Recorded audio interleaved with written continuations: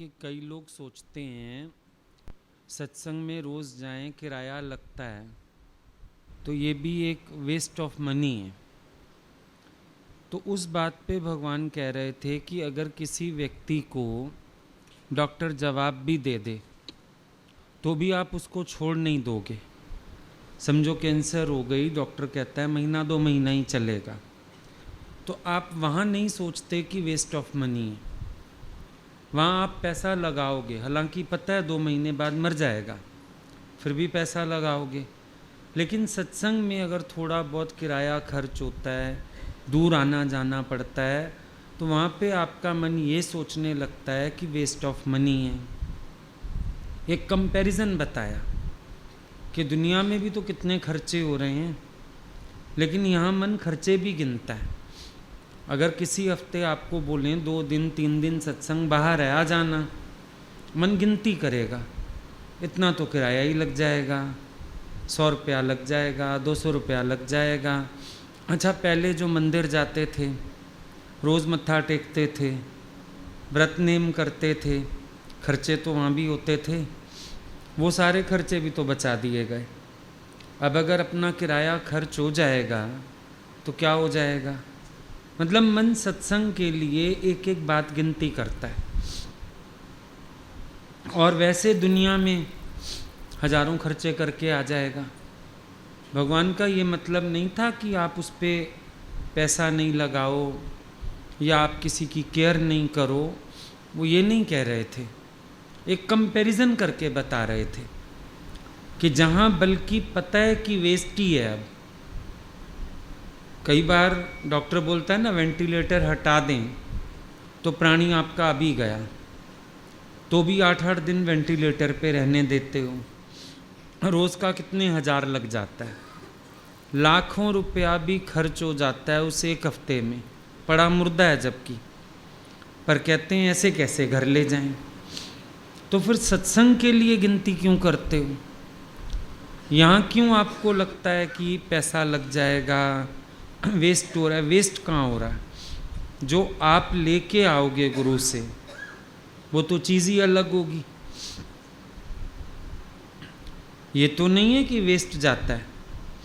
संत का साथ कहीं भी बेकार तो नहीं जाता, बल्कि गेन ही करके आते हैं, लेके ही आते हैं। अच्छा, दुनिया में भी तो जाते थे, शादी में, ब्याह में, इधर उधर दुनिया में भी तो जाते ही थे ना। तो यहाँ भी समझो एक परिवार है हमारा। अगर हम एक दूसरे के पास आते जाते हैं, अगर हम एक दूसरे से प्यार रखते हैं, तो इसमें क्या नुकसान है? किसी की खुशी में हम शरीक हो जाते हैं। अच्छा, वहाँ तो फिर भी अगर हम जाते थे तो बल्कि माया की बातें, व्यवहार की बातें, यहाँ तो कहीं भी जाते हो फिर गुरु का साथ, फिर सत्संग, फिर भजन भाव, फिर नए तरीके से मौज, कितना आनंद लेके आते हैं। वहाँ जाते थे सगन के लिफाफे भी देते थे, यहाँ तो आपको वो भी कोई खर्चा नहीं करना है, बल्कि फ्री में खा के ही आते हो। तो सिर्फ एक अपना थोड़ा बहुत शरीर से मेहनत या थोड़ा बहुत अपना किराया विराया खर्च हो गया, तो इसमें भी फिर हम क्यों बातें सोचें? एक नियम की भी बात होती है कि अगर हमारा नियम बना हुआ है तो हम अपना नियम निभाएं। ठीक है, दूर क्या पास क्या। अच्छा, रोज़ तो हमको पास के पास मिलता है, अगर कभी कभार हमको दूर आना जाना पड़ता है तो क्या हो गया? शरीर भी आलसी और धन की भी कंजूसी। ये भी तो सोच सकते हो कि शुक्र है रोज़ हमें इतना पास मिलता है। कितने लोग कितनी दूर दूर से आते हैं रोज़। चलो तुम्हें पास की पास मिल जाता है, चलो तुम्हारा रोज़ किराया खर्च नहीं होता, तो अगर एक दिन निकल जाओगे तो क्या हो जाएगा? कभी मन साथ ढूंढता है, कभी कुछ सोचता है, कभी कुछ सोचता है। जबकि जो नियम निभाता है प्राप्ति उसी को होती है। कितनी बार बात सुनते हो देवरानी जेठानी की, एक दिया जलाने जाती है, एक बुझाने जाती है। तूफान आया तो जलाने वाली को लगा जाना बेकार, बुझाने वाली पहुंच गई। उसको दर्शन हो गया भगवान का। अरे भगवान, उसको दर्शन क्यों दिया? बोला उसके नेम की बढ़ाई थी, उसने आंधी तूफान में भी अपना नियम नहीं तोड़ा। तो हमारे अंदर भी ये भावना होनी चाहिए कि अगर हमारा नियम है हम उसको निभाते चलें। एक संत गए किसी जाट के यहाँ, जाट ने बड़ी सेवा की, जो उसके पास था छाछ वाछ पिलाई, मक्खन खिलाया, बाजरे की रोटी खिलाई। संत जाते जाते उनको लगा इसको कुछ सदुपदेश देना चाहिए। कहने लगे चल तू मजदूर आदमी है, ज़्यादा कुछ नहीं कर सकता, रोज़ ठाकुर जी का दर्शन करके खाना खाया कर। कहता है ठाकुर जी गांव के मंदिर में, मैं रहता हूँ खेत में, ये तो संभव नहीं है। अच्छा बैठ के माला जपा कर, ये भी संभव नहीं है। मैं माला जपूं, खेत में काम करूं, तुम्हारी तरह बाबा तो हूँ नहीं, खाली हूँ, माला जप लूँ, घर गृहस्थी देखनी है, बाल बच्चों का पोषण करना है। संत ने कई रास्ते सुझाए उसको, पर वो कुछ मानने को तैयार ही नहीं। हर बात में बहाना, ये नहीं हो सकता, ये नहीं हो सकता, ऐसा नहीं हो सकता। अच्छा संत ने आखिर बोला कि तू क्या कर सकता है?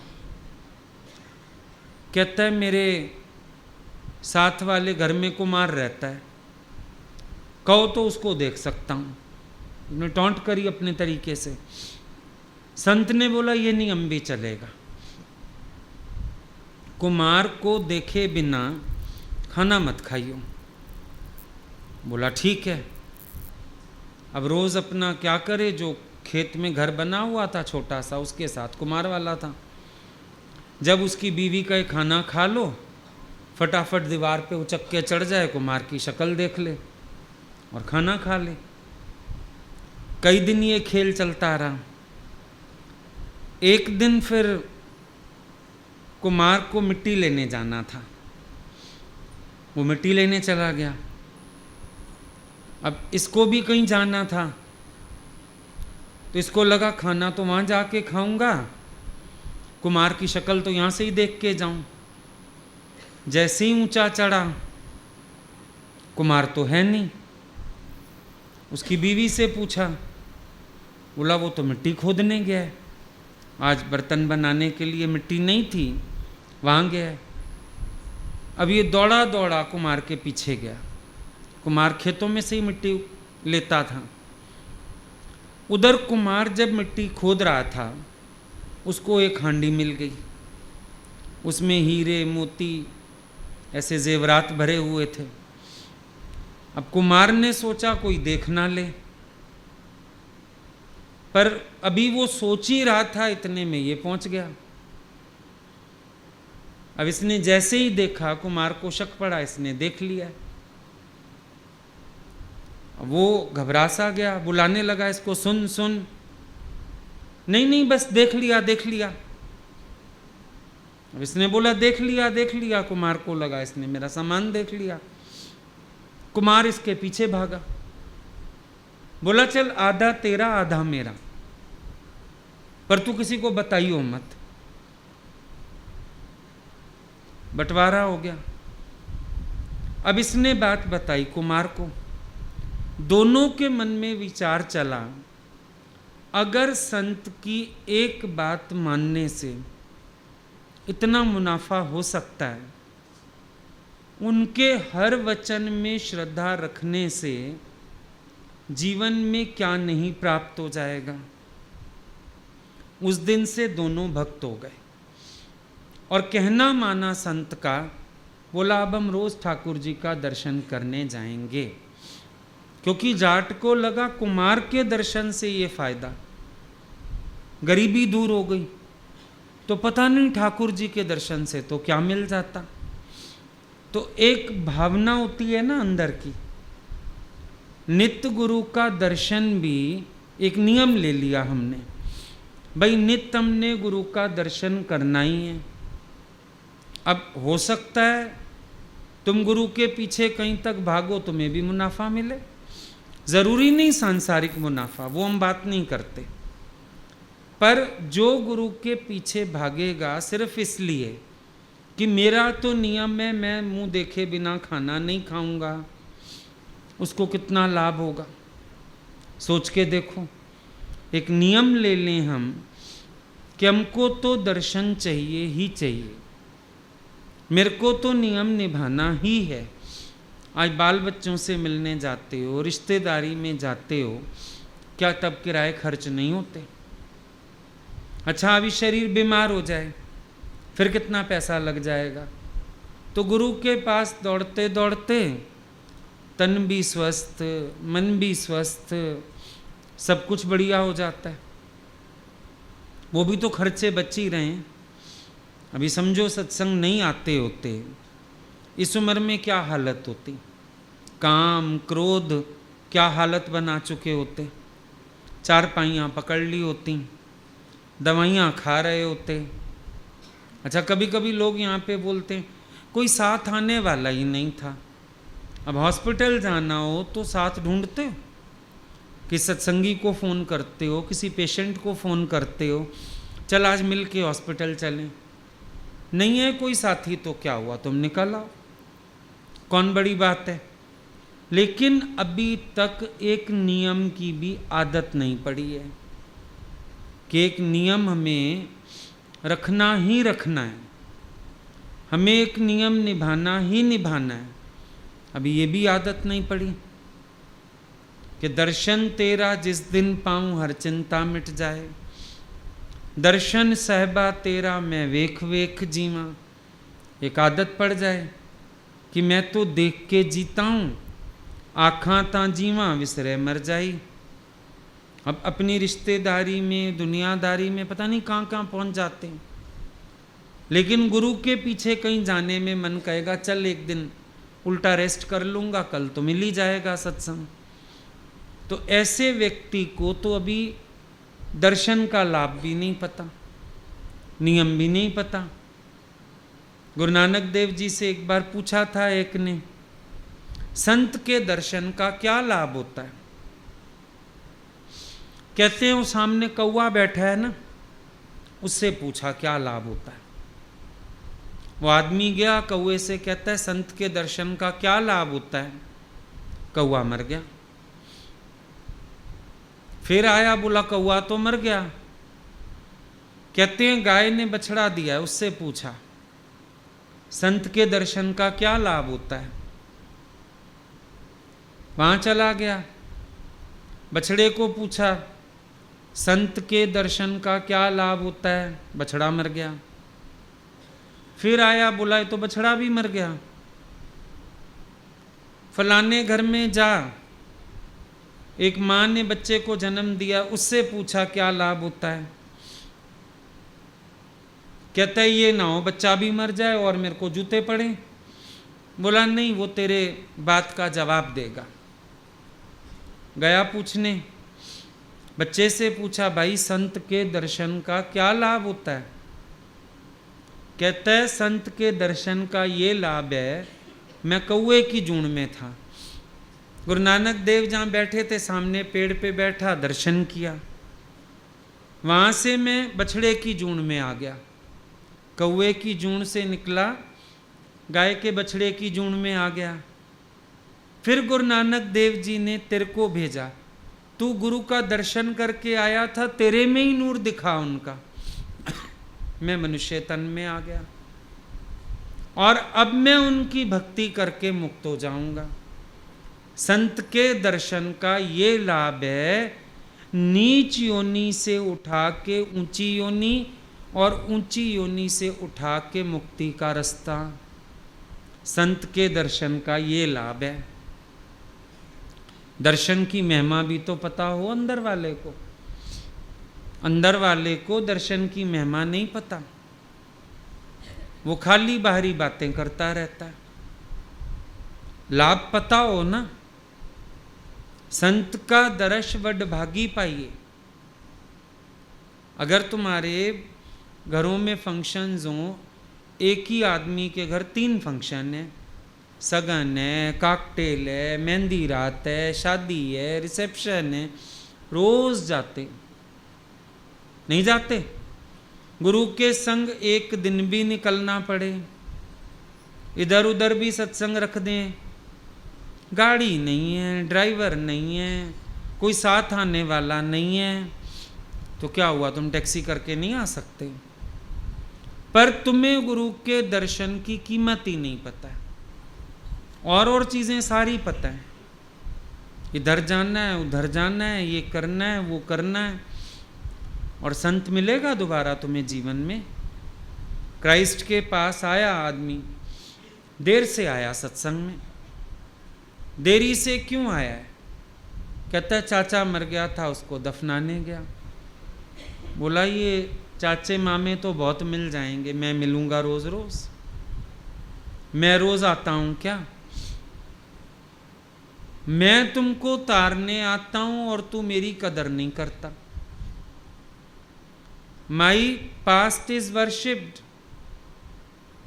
Present is ignored and future is anticipated. Past is worshipped, जब अवतार चले जाते हैं तो उनकी पूजा शुरू हो जाती है। पास्ट इज वर्शिप्ड, और प्रेजेंट में तुम लोग उनको इग्नोर मारते।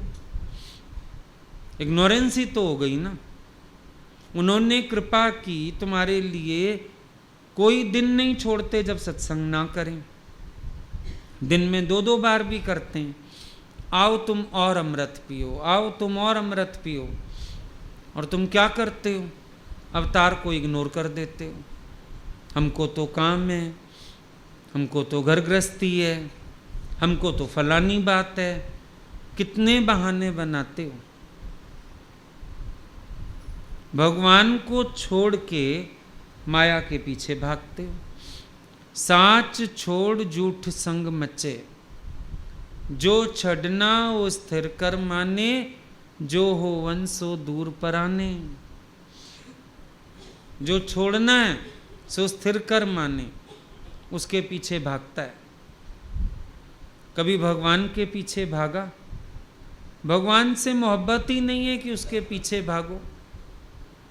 मोहब्बत है भगवान से, प्रेम है कि तुम्हारे प्राण तड़पे, मुझे दर्शन करना ही करना है, मैं नहीं रह सकता हूं। है प्रेम। जब अंदर प्रेम ही नहीं, तो फिर नियम का महत्व क्या समझ में आएगा? ये तो जिसको प्यार है, जिसने महत्व समझा है, वो रह नहीं सकता है। वो दौड़ लगाता है, वो कहेगा कुछ भी हो जाए मुझे पहुंचने का है। और जिसका संकल्प है, राह भी तो उसी को मिलती है। सबको थोड़ी रास्ते मिल जाते हैं। और फिर मेहनत कुछ भी करनी पड़े। हम लोग तो ट्रेन में टिकट्स ही नहीं मिलती थी, बाथरूम्स के आगे बैठ बैठ के भी गए होंगे कई बार। आधा आधा रास्ता सीढ़ियों में बैठ के भी गए होंगे ट्रेन की, बिल्कुल दरवाजे पे। फिर आधे रास्ते बाद अंदर होने को जगह मिल जाती थी। शौक चाहिए होता है ना अंदर अपना। और दुनिया भर की खेचलें भी कर लेंगे, खर्चे भी कर लेंगे। हम एक बार किसी के यहाँ गए, सत्संगी थे हमारे, उनकी मदर का डेथ हुआ था। सुबह सुबह खबर मिली, 7-8 बजे हम उधर चले गए। तो भगवान से भी बात हुई, बोले तुम आज सत्संग नहीं जाना, उसके घर ही रुकना। ठीक है। एक टैक्सी आई, बिल्कुल गेट पे रोकी। बहुत मुशक्कत लगी कई जेंट्स की। एक बुढ़िया निकली उसमें से, बड़ी मुश्किल से बुढ़ी तो निकाली टैक्सी में से।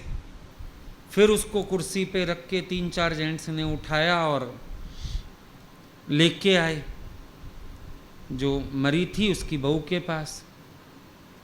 बस 1 मिनट के लिए बुढ़िया की कुर्सी रखी गई। वो लेडी उठी, बुढ़िया गले मिली, बहुत ज़ोर से रोई। 2-4 गाने गाए उसने, वो जो गाती हैं। और बुढ़ी की हालत बिगड़ गई। फटाफट उसको लिम्का पिलाई गई, दवाई दी गई, टैक्सी में डाल के वापस ले गए। मैंने कहा ये कौन है, क्यों आई थी? बोले ये अस्पताल में थी, इसको पता चला फलानी मर गई है, कहती है मुंह दिखाने ज़रूर जाना है। तो इसको टैक्सी में डाल के लाए, ये बस अफसोस करके शक्ल दिखा के चली गई कि मैं भी आई थी। जब दुनिया में लोगों को, व्यवहारिक लोगों को मुंह देने की इतनी चिंता, तुम्हें भगवान को मुंह देने की चिंता नहीं होती? सोचो ना, जब वो इतनी हालत खराब में, मैंने गुरुजी को बात बताई, हमें तो हंसी आ रही थी। भगवान बोले पर बेटा सीखो भगवान को मुंह देना कितना जरूरी है। जब अगली अस्पताल से 2 घंटे की छुट्टी करा के बहादुरगढ़ रहती थी, आई पश्चिम विहार, बहादुरगढ़ से आधा पौना घंटा, अब तो हाईवे बन गया, तब तो था भी नहीं, कैसे धक्के खाती हुई मुश्किलातों से आई और आके 2 मिनट रुकी, हालत भी बिगड़ गई, चली भी गई। टैक्सी का किराया भी पड़ा, बिल्कुल लिटा के लाए थे। तो हमें भगवान को मुंह देने की इतनी चिंता है? कभी सोच के देखें। हमें लगता है जन्मों जन्मों की आस थी, भगवान मिल गए। भगवान मिल गए तो तुम्हारा शौक तो नहीं बताता कि भगवान मिल गए, तुम्हारा प्यार तो नहीं बताता कि भगवान मिल गए, तुम्हारी आशिकी तो नहीं बताती कि भगवान मिल गए। तुम्हारे अंदर ऐसा इश्क हो, प्यार हो, भावना हो, जिससे पता तो चले कि बराबर तुम्हें भगवान के लिए प्रेम है और तुम्हारा मन उसके लिए लालायित रहता है। एक इश्क भी तो हो ना। आप तो ये सोचोगे 1000 रुपए टैक्सी के लग जाएं, मैं अकेला जाऊं, या तो 5 मिल जाए ना, 200 पड़ेगा, इतनी भी कंजूसी आ जाएगी अंदर।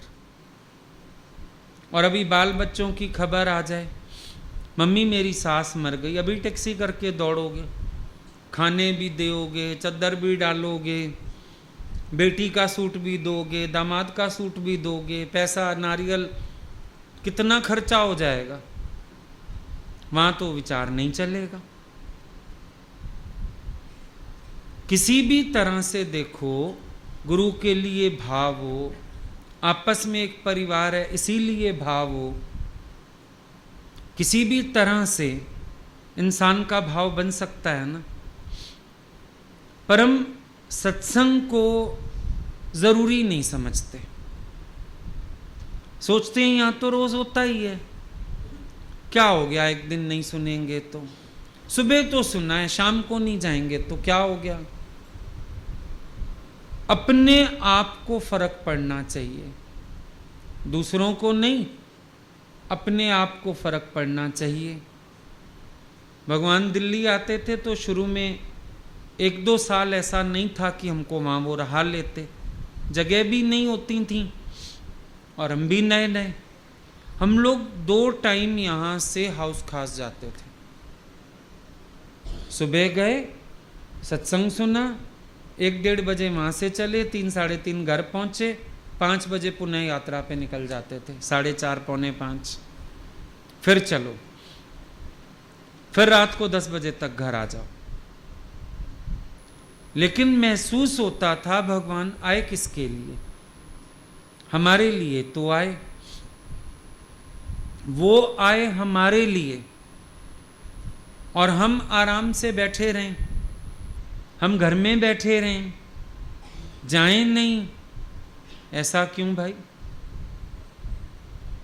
हमारे अंदर अपनी भावना होनी चाहिए ना, जितना मिल जाए।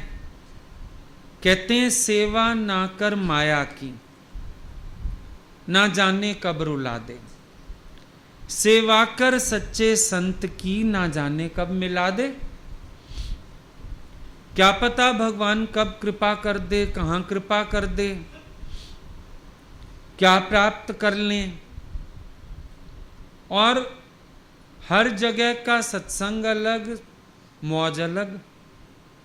कहीं भी चले जाओ, हमें ही नहीं लगा कभी रेपुटेशन, तुम्हें तो क्या लगेगा। कभी भी नहीं लगता रेपुटेशन। जहां जाओ वहां की मौज अपनी है, अगलों के भाव अपने हैं। सत्संग फिर नित नया, कोई पुरानी कथा तो है नहीं कि तुम सोचो चलो कल दशरथ जी मर गए थे रामायण में, आज फिर आगे की लीला चलेगी, ऐसा तो है नहीं। और कल वाला आज मिल जाए वो भी संभव नहीं है। कल भी हम लोग बात कर रहे थे कि वाणी के जो प्रवाह आते रहते हैं संतों के अंदर से, नित्य नए सवाए, तो बोला भाई एक दिन भी मिस करने का मन ही नहीं करता। क्यों? ये प्रवाह जो आज भीतर दब गया, कल ये फिर नहीं आएगा। ये आज का ही है। ये मिल जाए सबको लाभ, पहुंच जाए सबको फायदा।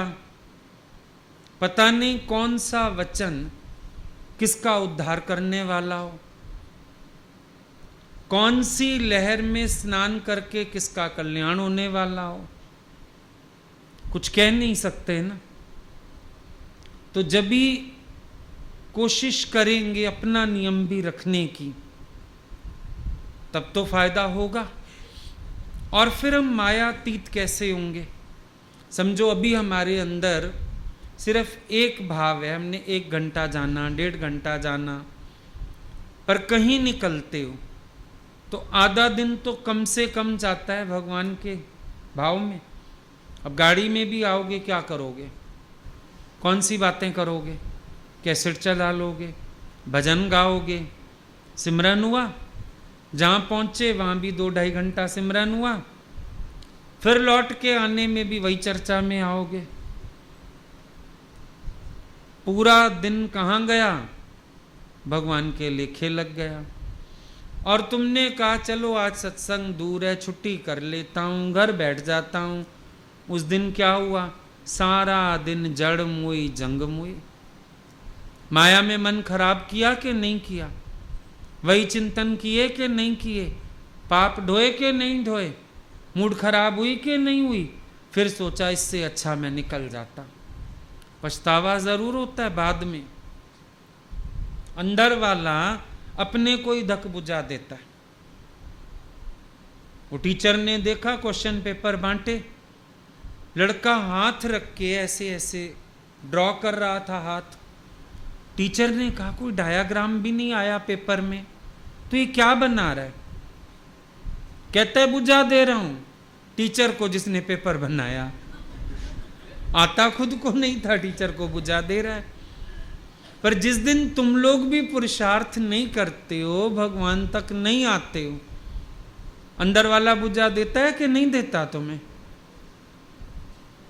कहता है कि नहीं कहता? सारा दिन बर्बाद किया माया में, व्यर्थ खाया, और जरूर घर बैठो कोई ना कोई बात हो जाती है, जरूर होती है।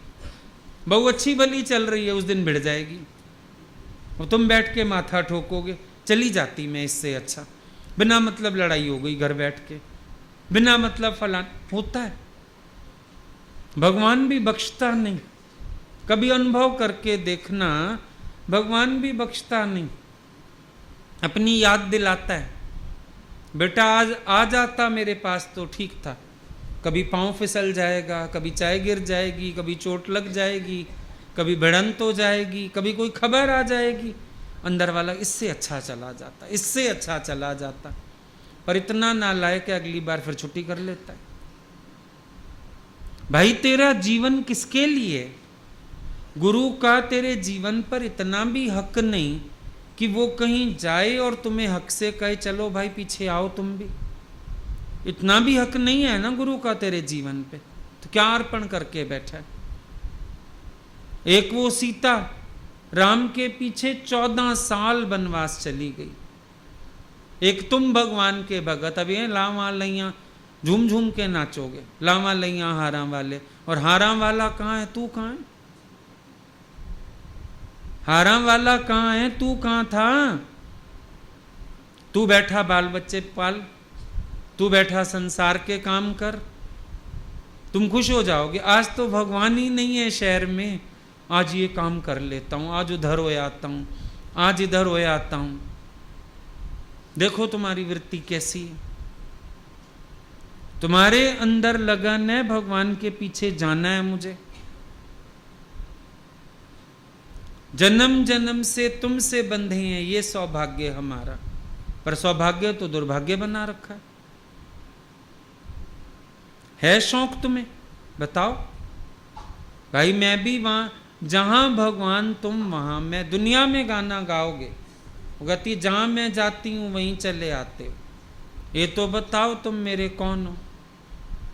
भगवान भी तो पूछे, जहां जाता हूं वहीं चले आते हो? बोलो हाँ। तुम्हारे पीछे नहीं आए तो किसके पीछे जाएंगे भला? इश्क वाला तो बैठ ही नहीं सकता, इश्क वाला तो दौड़ लगाएगा। और कहीं कहीं तो ईश्वर की कृपा से साधन भी हैं, साधन संपन्नता है, ना पैसे की कमी है, गाड़ियां भी हैं, ड्राइवर्स भी हैं, पर पता नहीं कौन सा आलस बांधता है इंसान को। पता नहीं क्यों इंसान पुरुषार्थ नहीं करना चाहता है, पता नहीं क्यों इंसान मेहनत करने में कतराता है। मेहनत तो करे, हिम्मत तो करे, दौड़ तो लगाए, लेकिन बैठा है आलसी होकर के। सोचो ना, कल ये आलम सुहाना रहे ना रहे, फिर तू दर दर भटकने किधर जाएगा? जरूरी है संत तुम्हारे पास ही बैठे रहेंगे? बहुतों को आवश्यकता है उनकी। दौड़ सकते हैं किसी भी शहर कितने भी समय के लिए, फिर क्या करोगे? आज मिल रहा है तो मन तुम्हारा नखरे दिखा रहा है, आज मिल रहा है तो सोचते हो ठीक है, हो सकता है गुरु को जरूरत हो मेरी। गुरु को किसी की जरूरत नहीं, लेकिन तेरे को बहुत जरूरत है गुरु की। दौड़ भी अपने लिए, मेहनत भी अपने लिए, और जितने लोग गवाते हैं ना वही पछताते हैं। कल शरीर भी जवाब दे सकता है। आज तो दौड़ सकते हो, आ सकते हो। कितने लोग, परसों भी किसी ने बोला अब शरीर के खाते खत्म करवा दो, जितनी हॉस्पिटल की दौड़ लगवा रहे हो अपने दर की लगवा दो। आ गया ना विचार? क्योंकि हफ्ते में 6 दिन हॉस्पिटल जाना पड़ता है, मुश्किल से 10 दिन में एक चक्कर यहां का लग पाता है। रो रहे थे, तकलीफ में थे, बोला ये चक्कर अपने दर के कटवा दो, मत कटवाओ हॉस्पिटल के चक्कर अब। और सोचो कितना परेशानी वाला समय, और हॉस्पिटल में बोला पूरा पूरा दिन लग जाता है। सुबह जाते हैं, शाम हो जाती है। फिर शरीर में भी तो हिम्मत चाहिए, अगले दिन फिर दौड़ सके। सीखते जाओ सबसे, कल शरीर की ये गति भी हो सकती है। ऐसा ना हो पीछे पड़े पछताना। प्रेमी तू गुरु संग प्रीत लगाना। कितना नफा नुकसान भाई, कितना नुकसान हो जाएगा। शादियां ब्याह, दूर दूर शहर भागते फिरते, भगवान को छोड़ के तुम्हें ये सब जरूरी लग रहा है। कभी अंदर आता है कि मैं छोड़ के कैसे जाऊं उनको, मेरे से तो जाया नहीं जा रहा, मेरे को तो बड़ी पीड़ा है अंदर, मैं नहीं अलग हो सकता भगवान तेरे से। एक दिन भी दर्शन ना करूंगा मेरा हाल क्या होगा? आता है ख्याल अंदर। फिर ये नियम के लिए भगवान ने कहा, यहां के लिए तुम्हें सब विचार आ जाएंगे। बाहर सत्संग है, इतने घंटे लग जाएंगे, फिर कह रहे हैं खाना भी है बाद में, इतना समय लग जाएगा। और वैसे तुम्हारे समय का हो क्या रहा है? घर गृहस्थ चला रहे हो, पोते पोतियां पाल रहे हो, और नहीं तो चौकीदार बने हुए हो घर के। बच्चे घूमने जा रहे हैं तो घर में भाई कुत्ता बांध गए हैं, एक बैठी रहे माता घर में, कुत्ता बंधा हुआ है, एक चोर नहीं आएगा। वैसे क्या कर रहे हो? यहां टाइम भी गिनते हैं, इतने घंटे लग जाते हैं आपके साथ कहीं निकलो। माँ इतने घंटे तो लग जाते हैं, मौज कितनी लेके आया, सोचा है? आनंद कितना लेके आया, प्रेम कितना लेके आया, गुरु की नजर में कितना चढ़ा तुम। वो तेरे को देख के कितने खुश हुए, निहाल हुए, वो सब देखा, विचार किया।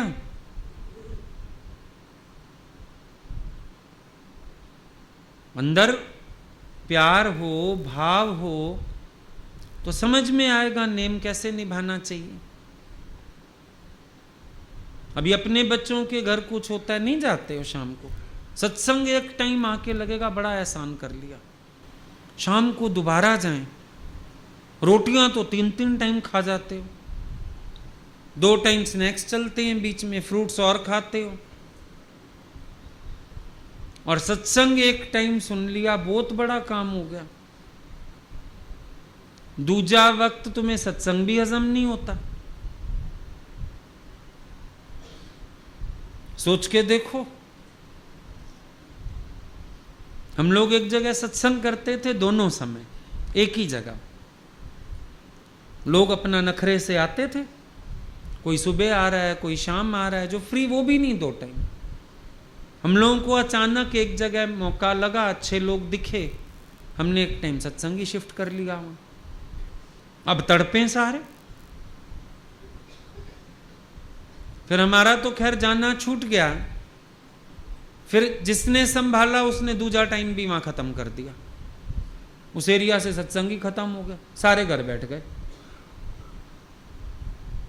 है हालांकि थोड़ा सा दूर, लेकिन जो लोग पुरुषार्थी नहीं होते हैं ना, उनसे एक दिन भगवान ही छूट जाता है। पुरुषार्थी होना चाहिए।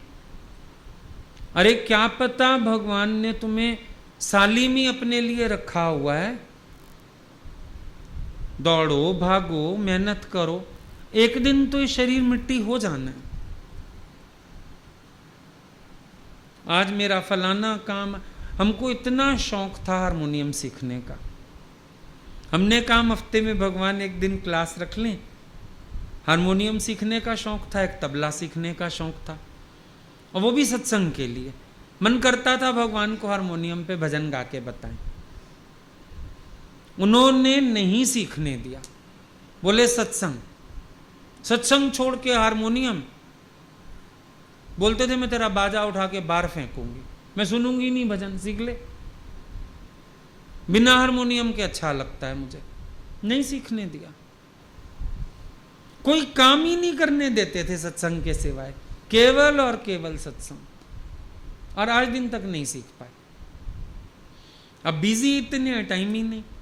किसी को बुलाओ भी, वो बेचारा बोलता है रियाज नियम, हम बोलते ये नहीं है, जा तू छुट्टी कर।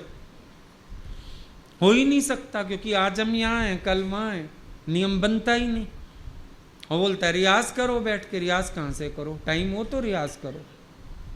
तो लगता है एक ही रियाज ठीक है, उनके नाम की रियाजत ही ठीक है, वही चलती रहे। सत्संग को महत्व देना सीखो। कितनी मजबूरी हो जाए, बच्चे की स्कूल की छुट्टी नहीं कराते, कराते हो अपनी छुट्टी करने में, और बच्चे का कैंप जा रहा हो, पिकनिक जाए जाए, बच्चा एक्टिव बनेगा। तुम नहीं एक्टिव और स्मार्ट बनोगे, हर जगह भागोगे साथ, तो तुम घर बैठ जाओगे। बच्चा स्कूल जरूर जाए, पिकनिक पे जरूर जाए, कैंप में जरूर जाए। फिर अपनी भी बस चलते तक देखो छुट्टी नहीं करते, दफ्तर से बिजनेस से छुट्टी करते हो, सत्संग से छुट्टी क्यों हो जाती है? सत्संग का भी तो एक फकत नियम होना चाहिए। जाना है तो जाना है। देखा ना, कौवा तर गया, कौवे से बछड़ा, बछड़े से मनुष्य तन, और मिल गई गुरु नानक देव की शरण। तर गया कि नहीं? नेम तारेगा, सुनाई देता है अंदर से, किसका निमंत्रण है, ये किसका इशारा है, मुझे किसने मोहब्बत से सत्संग में पुकारा है। आती है आवाज अंदर से कि भगवान पुकार रहे हैं, मुझे तो जाना है। हमें कभी कभी बोलते थे घर के लोग, तुम एक दिन नहीं जाओगे तो, गुरुजी जब नए नए थे ना, भाई नहीं जाओ, स्कूल चले जाओ, तुम नहीं जाओगे सत्संग नहीं होगा। हम बोलते थे हाँ नहीं होगा। कैसे नहीं होगा? मेरे लिए तो नहीं होगा ना। और दूसरी बात, हम सामने बैठेंगे तो भगवान के मुंह से वाणी चलेगी। हम भाव लेके बैठेंगे, भगवान वाणी चलाएंगे, मजा आएगा। मेरे को तो जाने का ही है, पहुंचने का ही है, दर्शन करने का ही है, और बिगड़ा कुछ नहीं। पहली बार भगवान आए, हमने कहा हम कल स्कूल जाएंगे, सुबह शाम को मिले। हम सुबह वो आए, हम स्कूल गए थे, शाम को मिलने गए, बिल्कुल पहली बार।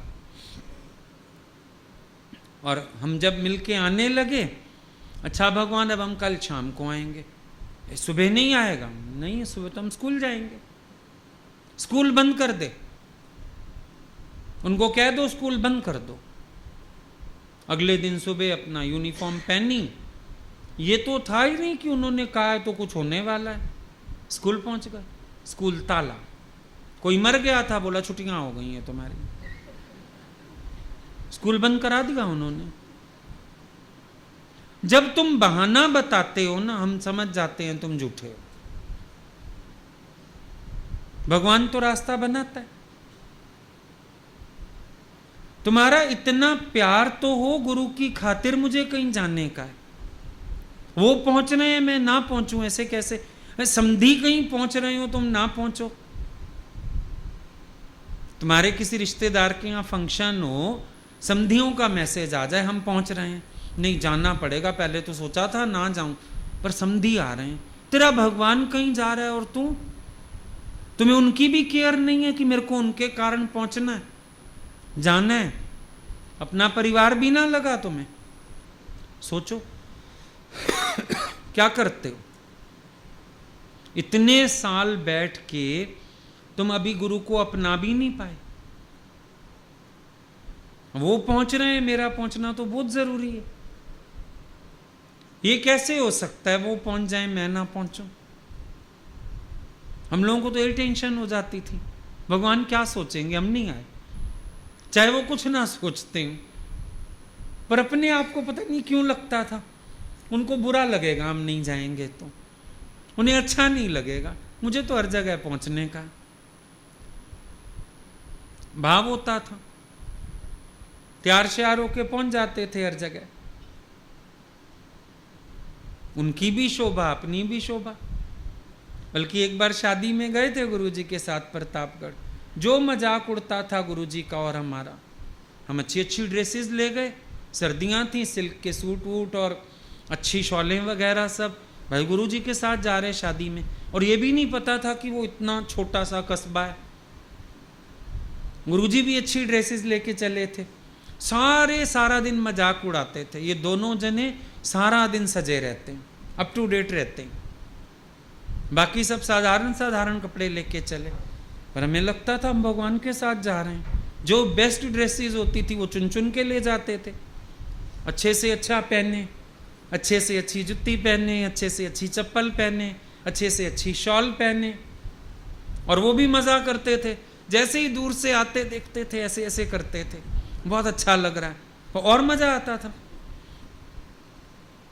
अपना भी तो शौक होता है कोई। जब सतगुरु आए हैं जग में हमारे लिए, अब देखो नई नई शादी की लड़की होती है, चाहे सारे लोग साधारण कपड़ों में हो। अब अगली तो न्यूली मैरिड है, तो सज धज के भी जाएगी, गहने भी पहनेगी। जब हमें भगवान मिला तो हम तो वेल ड्रेस्ड रहेंगे ही। अब ठीक है, जो कुंवारे हैं उनको भी अधिकार नहीं, जो विधवा है उसको भी अधिकार नहीं, पर सुहागन को तो सब अधिकार ना। तो अंदर शौक आता था, अंदर प्यार आता था, और लगता था हमको जाना है। चाहे वो कुछ ना समझें, उनको क्या फर्क पड़ेगा हमारे जाने ना जाने से। कार्ड आता था ना, कोई लखनऊ भी शादी कार्ड आ गया, कोई ऐसे लगता था भगवान को बता तो दें हम नहीं आ रहे। हाँ, पता नहीं क्यों फोन करके खास बताते थे, भगवान फलाना कार्ड आपने भिजवाया है या मैसेज भिजवाया है, हम नहीं आ पा रहे हैं। तो कभी तो कह देते थे कोई बात नहीं, पर ज्यादातर वो कहते थे क्यों, कल पहुंच, परसों पहुंच, वो चले जाते थे। जब दुनिया में अगर कोई साथी मिलता, उसका भी तो पीछा करते ना, तो भगवान का पीछा ना करें, क्यों ना करें। दुनियावी लड़के लड़कियों के पीछे भागे पड़े हैं, और हमें तो साक्षात भगवान मिले, हम ना जाएं उनके पीछे। बॉम्बे से कल्याण एक लड़का रोज जाता था, लड़की जानती भी नहीं, पर उसको पसंद थी सिर्फ देखने के लिए। वो चढ़ती थी लेडीज डिब्बे में, ये चढ़ता था पीछे जेंट्स वाले में। वो कल्याण उतर के अपने ऑफिस चली जाए, ये वापिस आ जाए, शाम को फिर लेने पहुंच जाता था, उसको लड़की को पता भी नहीं। इतना भी कोई दुनिया में कर सकता है, तो हम क्यों नहीं, हम क्यों नहीं, फिर हम भगवान के क्यों नहीं हो सकते, हम उनके पीछे क्यों नहीं चल सकते, हम उनसे प्यार क्यों नहीं कर सकते, हम उनको अपना क्यों नहीं मान सकते। ये तो अंदर विवेकानंद के शौक था। देखो गुरु कहाँ, वो बेचारा कहाँ रहता था, और पैसा नहीं, पैदल। फिर रास्ते में पड़ती थी नदी, रामकृष्ण आश्रम नदी के किनारे था जहां वो रहते थे। फिर वो नदी तैर के जाता था। सोच सकते हो मेहनत, पहले पैदल, फिर नदी पार करना, फिर गुरु तक पहुंचना, फिर नदी पार करके वापस फिर पैदल चलो। पैसा तो था नहीं, रामकृष्ण ने नौकरी नहीं करने दी उसको, बेचारा हैंड टू माउथ रहा पूरी जिंदगी। सन्यासी और बना दिया उसको, पर एक दिन भी नियम नहीं तोड़ा। ऊपर से गुरु ने क्या परीक्षा ली, महीना भर उसको देखा नहीं। इतनी मेहनत करके आओ, और गुरु तो हमें ऐसे इग्नोर मारे जैसे दुश्मन है। मन कहेगा अगले दिन जाएं क्या करने, वो तो एक मुस्कुराहट भी नहीं दे के राजी, देख के भी नहीं राजी। और मैं इतना पैदल चलता हूं, फिर नदियां पार करता हूं। नदी कभी उफान पे भी होती होगी, बारिशें भी पड़ती होंगी, मिट्टी वाला पानी भी होता होगा। ये चीर के नदियां आवांगे, चीरी उसने, नियम नहीं तोड़ा। फिर रामकृष्ण कभी कभी शहर चले जाते थे, वहां दौड़ता था पीछे पीछे, जिसके घर में रह जाते थे, जिसके घर आ जाते थे, पहुंच जाता था। लगन होती है, नियम होता है, भाव होता है, शौक होता है। पहले तो मिलता नहीं इतना प्योर सच, मिलता है तो इंसान को हजम नहीं होता। कहते हैं सच की भूख सबको होती है, पर जब परोसा जाता है तो स्वाद किसी किसी को ही आता है। इसका स्वाद नहीं अच्छा लगता सबको। भूख तो है, पर जब परोसा जा रहा है तो स्वाद आ रहा है तुम्हें। क्या करोगे, इस शरीर को जितना मर्जी संभाल लो, गर्मी है, लू है, दूरी है, फिर क्या मरना तो है इसने एक दिन। बचा लोगे फिर भी मरेगा। बीमार होना है इसने तो वैसे भी होता है। पड़े रहो एसी में, ठंडा रखो इसको, फिर एसी से बीमार हो जाएगा। अगर इसको बीमार होना है वैसे भी तो हो जाएगा, संभाल लोगे। गुरुजी एक दिन रात को चिट्ठियां लिख रहे थे, 12 सवा 12 बज गई। किसी ने बोला भगवान अब सो जाइए, इतनी रात हो गई है। उसको कहते हैं आंटी इतनी मुश्किल से तो जागे हैं, फिर कह रही हो सो जाइए। और एक दिन तो इस शरीर ने ऐसा सोना है उठेगा नहीं। अभी तो गुरु ने जगाया है, करने दो काम।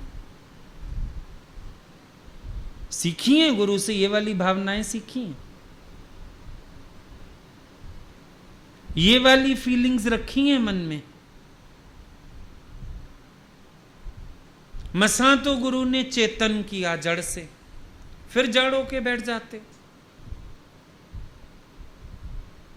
फिर शौक नहीं, फिर प्यार नहीं। दुनिया के लिए ताकत भी आ जाएगी, काम भी हो जाएंगे, सब आ जाता है तुम्हें। और भगवान के लिए, और घर कर क्या रहे हो, निकम्मे पड़े हो, जैसे भैंस जोड़ में पड़ी रहती है। क्या किया तुमने घर में? पूरे दिन में गीता भगवान कहते थे जिस दिन सत्संग ना हो, खाना मत, नहाना मत, सब बंद है तुम्हारा, पड़े रहो फिर ऐसे। बाकी सब किया, सत्संग की छुट्टी कर ली। आप नहीं थे ना यहां, तो क्या हुआ? रोज तो आप यहां होते हैं, एक दिन आप चले चलते साथ। आप नहीं थे यहां, वो भी दोष मेरा है। हम यहां होते तो तुम जरूर आ जाते, आप नहीं थे।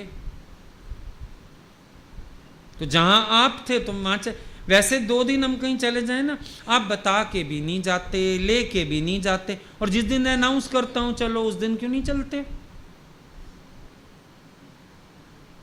तब तो ले जाने का मन करे ना 2 दिन कहीं, जब तुम बिल्कुल मेरे पीछे भागते हो, कहना मानते हो। विरह बीमारी वाले अनु सतगुरु रखदा पास जी। कोई विरह बीमारी वाला हो तो गुरु पास रखे, किसी को बीमारी नहीं है तो पास क्या रखे। जब हम जाएं कहीं, सारे उलाना देते हैं, बताते भी नहीं हो, ले जाते भी नहीं हो, साथ ले चलते 2 दिन, हम कोई डिस्टर्ब थोड़ी करते आपको। तो अब जब अनाउंस किया स्पेशल चलो, कहाँ थे फिर क्यों ना आए?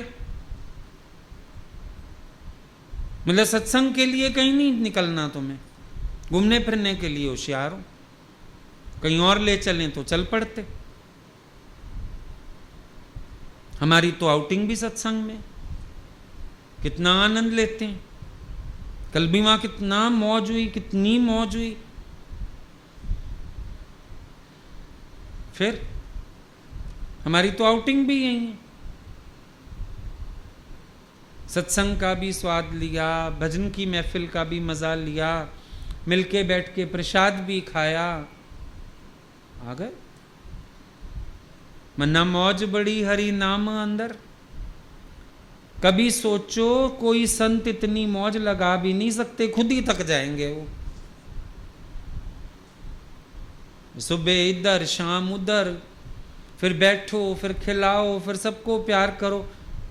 संत कोई कर नहीं सकता इतनी मेहनत। सब अपने सुख के लिए सत्संग करते हैं। कभी तुम जाके देखो, हम भी तुम्हें चैलेंज करते हैं। किसी भी जगह चले जाओ, अपने ही सत्संगों में कहीं चले जाओ, सब अपने सुख के लिए सत्संग कर रहे हैं। सत्संग किया, मौज किया। कोई लेता है, पेन्स लेता है किसी के लिए, कोई मेहनत करता है किसी के लिए। यहां तो तुम्हें बिठाओ भी, लाइनें भी बनवाओ, तुम्हें अच्छे से खिलवाओ भी सही, लास्ट में हम खाना खाते। आज इतना मिल रहा है, इतना किया जा रहा है, वैल्यू तो होनी चाहिए। वैल्यू ही नहीं, करेगा नहीं कोई इतना प्यार। संगत का तो कोई ध्यान ही नहीं देता। पीछे हरिद्वार में हमको पता चला एक संत का सत्संग है, लोग कोई कहाँ रह रहा, कोई कहाँ रह रहा, उनके ही किसी से हमारी बात हुई, बोला गुरुजी बस सत्संग में आते हैं, सत्संग करके चले जाते हैं, हम खाएं ना खाएं, कहाँ रहें, जिए मरें, किसी को चोट आ जाए उनका कोई मतलब नहीं, गुरुजी का मतलब ही कोई नहीं। बोले वो केवल सत्संग में बैक डोर से एंट्री करते हैं। सत्संग किया, उसमें भी एक दो भजन, थोड़ी सी धुनी, थोड़ा सा सत्संग। लाख लोग गए, 3 दिन में भी 1 घंटे का पूरा सत्संग नहीं था। मैंने कहा रोज घंटा डेढ़ तो बोलते होंगे। बोले नहीं, 3 दिन में भी 1 घंटा पूरा नहीं होता। किस दिन 15 मिनट बोलते हैं, किस दिन 10 मिनट बोलते हैं, इतना ही। उसके बाद तुम कहां हो कहां नहीं हो उनकी बला से, और यहां तुम्हारी कितनी संभाल होती है। रहो भी हमारे पास, चाहे घुस के सो, चाहे घर में दिक्कत होए, पर रहो भी सारे पास में, छाती से लगा के रखो सबको, यहीं पड़े रहो, कहीं अलग मत जाओ, इसी घर में रहो, कट्ठे गंगा जी पे स्नान करने चलो, कट्ठे भजन गाओ, कट्ठे भोजन खाओ। देखा,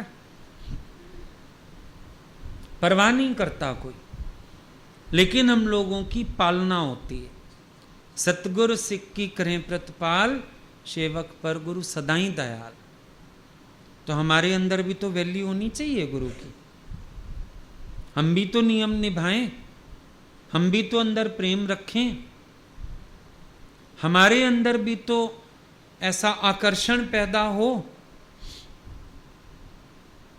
एक आती थी गुरुजी के पास, कैंसर हो गया उसको, और पैसा था नहीं, शायद लक्ष्मी नाम था उसका, मुझे अभी भी याद है। आधा रास्ता पैदल, आधा रास्ता ऑटो,